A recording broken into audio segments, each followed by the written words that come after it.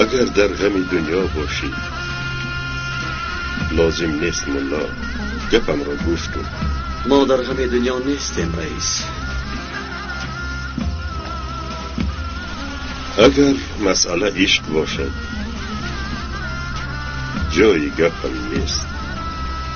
انا همینطور. من کتاب عشق را که ها پوشیدم، حتی صحیفه های آن را سوزاندم.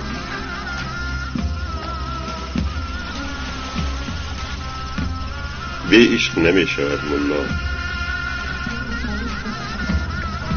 برای عشق وجود زن شرط نیست، ولی بی عشق نمی شود. مثلا انسان سرش را برداشته نگاه کند، این قدرت خدا را دیده عاشق می شود. خوب گفتید رئیس، ولی چون نشد نمی شود. می شود.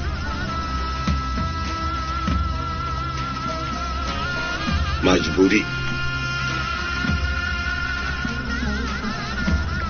یک دو ملا وعظ می گفته است.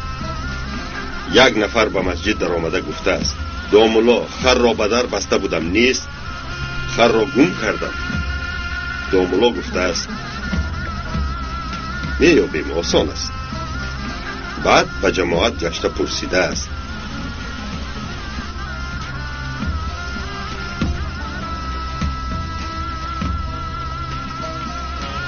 در بین شما یگان شخصی هست که هیچگاه یگان بار عاشق نشده باشد به یگان زن، به درخت، به گل، به حشرات و حیوانات. یک کس دست برداشته است و بعد باز یک کسی دیگر دست برداشته است. دو ملا هر دویشان را برخیزانده با آدم گفته است گوش کن برادر، تو خرت را گم کردی، من به تو دو خر یافتم.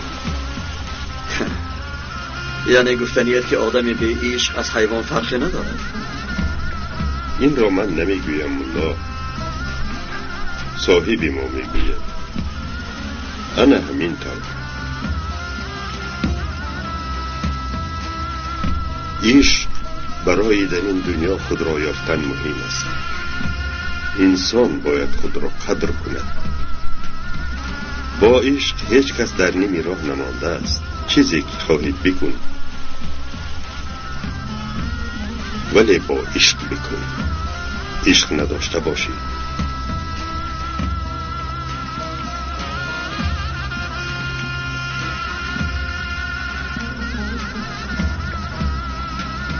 اگر عشق نداشته باشی و یگان کار آغاز نکن،